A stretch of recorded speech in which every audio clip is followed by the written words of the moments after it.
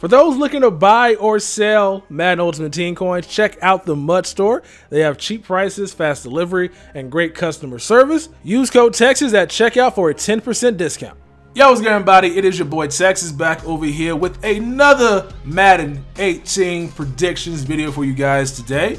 Now, before we get into the halfbacks, as you guys can tell by the thumbnail of the title, we'll be discussing what I mentioned in the last video real quick, which was why Kirk Cousins is an elite player over Derek Carr and Matt Stafford and a lot of other quarterbacks in this game. One, I wasn't basing it off who's better. I was basing it off who had a better statistical season.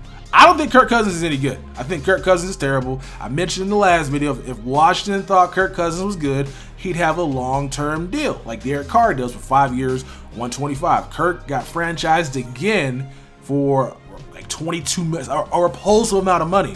And so, like, I understand why you guys may be like, he doesn't deserve this, but it's not about who deserves what. Rivers is a better quarterback than Kirk Cousins. Cam is a better quarterback than Kirk Cousins. Dak Prescott's a better quarterback than Kirk Cousins, but Kirk Cousins threw for 4,900 yards, and I just can't not give him an elite card based off of those numbers. It doesn't make much sense to. So that's the reason why he's elite in my book. And if you guys want to fight me about it, you can fight me about it. It is what it is. But you guys might get angry at my next list of halfbacks because some of these guys are not on the list that are really good. And if you guys do the math, there's 32 halfbacks in the league, and I only got 6 on my list. Now, the reason why I only got 6 is because EA, if you follow their program or follow what they did last year at the start of Madden 17, there were only 6 elite halfbacks. Todd Gurley, Matt Forte, Jamal Charles, Le'Veon Bell, and even freaking David Johnson was an 85 overall team hero. He wasn't even an elite card to begin the year. So, like, it was only 6. So there's 6 on my list. That means some of the halfbacks you guys are going to be hoping on the list is not going to be on this list, such as Jordan Howard. You guys might fight me about that, but get angry down in the comment section below. He's not on the list, I'm sorry, but there are other halfbacks on this list that I think are better options than Jordan Howard. So if you guys get mad about that, it is what it is. Let's go ahead and get into it. So number 5 or number 6 on my list of the halfbacks we'll see over in Madden 18 elite-wise is going to be Adrian Peterson for the New Orleans Saints. Now, he probably shouldn't be an elite card, but there's not a year in Madden that goes by where I want to see a gold Adrian Peterson. Nope. Don't ever want to see a gold Adrian Peterson in the game because, for one, I mean, dude's a future Hall of Famer, so he probably doesn't deserve that type of card. Plus, he's probably the best halfback a lot of people have ever seen play. And for that reason alone, for those 2 reasons alone, like, he does not deserve a gold card. So he's got an 85 elite, for barely an elite for the Saints, and hopefully he can just stay healthy, man. 'Cause I want to see that guy play a full season. But there's usually a good rule of thumb: if your team lets you go, you're probably not that good. Because usually, if you're that good, your team keeps you. And there's some cases where teams don't want to pay you, but like the Vikings had the money, they just didn't want to keep Peterson. So yeah, he's probably not deserving of the elite for some of you guys' opinions over Jordan Howard, but it's Adrian Peterson, and that guy's always going to be, like, I have a special place in my heart just based off how that guy played his entire career. All right, anyway, let's get on to the number 2 or number 5 on this list of the elite players we'll see over in Madden 18, hopefully, or my predictions at least, which will be an 86 overall LeSean McCoy, who had a really solid season for the Buffalo Bills. Chip Kelly, man, like, you made the worst trade possibly ever. LeSean McCoy's out there eating with that team, and you have nothing to show for it. You got fired because of it, basically. But LeSean McCoy had 1,200 yards rushing with 13 touchdowns. That's really good. That's really good. 84 yards a game, and he rarely fumbled the ball. 3 fumbles on 234 attempts. That's really impressive. So I think he's going to be an elite player at 86 overall range. And the reason why he's 86 because the top tier halfbacks are just like that much better. Where, like, basically, you guys know the top 3 conversations. Like, it's like receivers as well, where the top 3 is just like where every great guy is, and after that, it's a huge drop off. So I'm not saying that he's not better than the top 3 guys, but the top 3 guys are there for a reason. If you know what I'm saying. So that's why he's number 5 on this list with 86 overall. All right, next up on this list, coming in with 87 overall, is going to be my man DeMarco Murray, another guy Chip Kelly got in and didn't play well. Chip Kelly is just not a good coach. I mean, it makes sense. He got fired. He's no longer a coach of the Niners or the Eagles because of the decisions that he made to get rid of these players and bring players in that didn't perform up to their standard. But he went to Philadelphia, played terrible, and then went to the Titans. And in 1 year, the dude went from basically rushing for no yards to having almost 1,300 yards, which is amazing. That's really amazing. 9 touchdowns as well. Pretty awesome to see this guy get his mojo back, because everybody thought this guy was just going to be terrible after he left the Cowboys, and he was, but it turns out he's actually really good when you give him the right system. So this guy is 87 overall in Madden 18, hopefully. And I wonder what his stats will look like, because he's not the fastest guy. He might be one of the slower halfbacks, probably like 86, 87 speed, which at the beginning might not be too terrible, but maybe he'll have like high trucking and like decent catching. All right, so we're already halfway through this list, and I've not mentioned 2 guys. Like I said, Jordan Howard, not on this list. He had a good season. Now, Bears fans, calm down. Calm down. The reason why Jordan Howard is not on this list is because I think if they, again, do the same format of team heroes, who's the Bears' heroes? Only 2 players the Bears can have that are going to be their heroes. One of them is Adrian Amos, and the other one is Jordan Howard. They're not going to give Trubisky one. They're not going to give Mike Lennon one. They're not going to give any of those terrible Bear players any of those cards. It might be a lineman. It might be. But I'm thinking, like, if they decide to give a team hero, the only guy that actually probably deserves it is Jordan Howard. And he had a good season. Great season. Great season. I don't want to say he had a great season. He had a lot of yards and not as many touchdowns to those yards, but he still had a good season. Just don't get mad he's not on this list. It only could be 6. If there were 7, he might not have made it still. But you get my point. Only 6 were allowed. Even Jay Ajayi left off this list, and Jay Ajayi had a really good season. Really good season.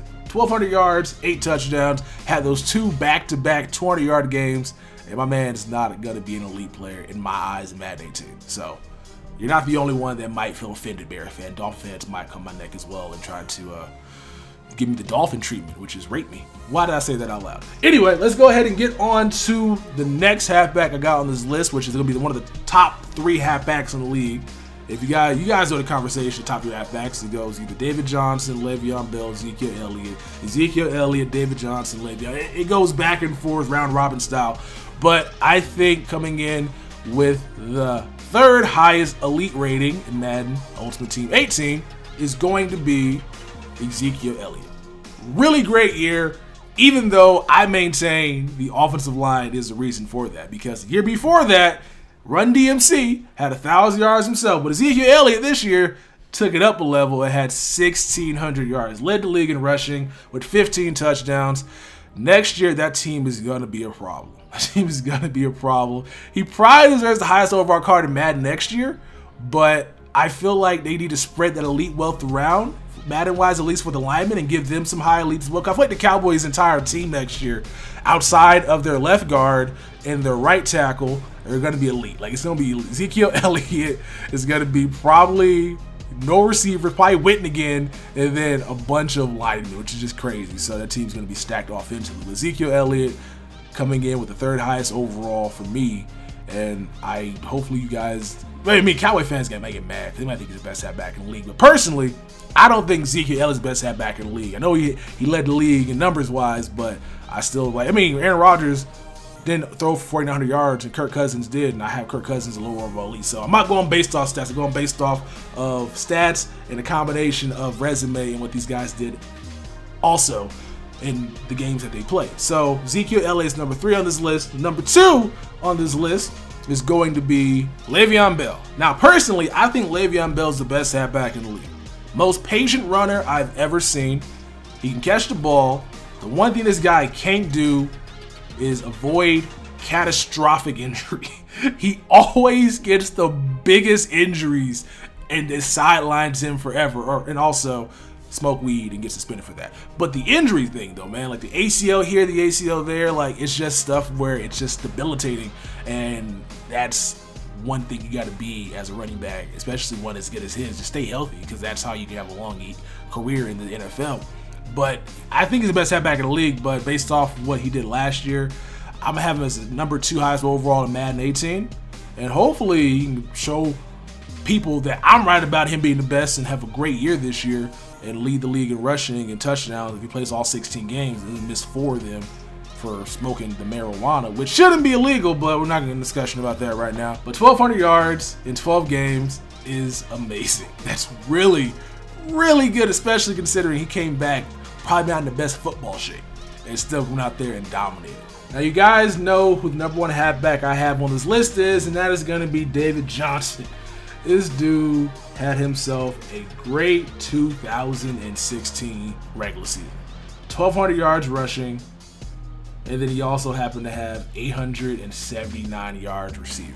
He had 2,000 yards by himself. That's really amazing. And this dude deserves to be the best halfback in the game just because, again, the combination of speed, elusiveness, trucking, and catching. He has what you want in a halfback, and he brings all that to the table, especially with the amount of passes he caught last year. He caught 80 passes last year. That's amazing. That's ridiculous considering some of the top tier receivers in the league probably had like 89 to 90 catches. Like, this dude had 80 of them. Crazy good. So I think he's gonna be the best halfback in Madden next year based off of what he did in the field, and hopefully he's the best halfback in the game based off of what he can do when it comes to the receiving game. Like, again, catching is very important. Hopefully we don't see a lot of these drop passes with these top tier elite guys in the game. So you guys have followed my list. Started with Adrian Peterson, then we go to LeSean McCoy, then we got DeMarco Murray, Ezekiel Elliott, Le'Veon Bell, and ending on David Johnson. If you guys have any objections with my list, let me know down in the comment section below. Cowboy fans, don't kill me that much. I know Ezekiel Elliott probably deserves to be higher overall than 87, but hey, it's just predictions. He's going to be elite card, so I guess you'd be happy with that. It's been your boy Texas. I'll catch you guys in the next one, which will be about receivers. And we'll see if I can get you guys angry about my top 6 or 5 I have over there. It's been your boy Texas, and I'll catch you guys in the next one. Peace.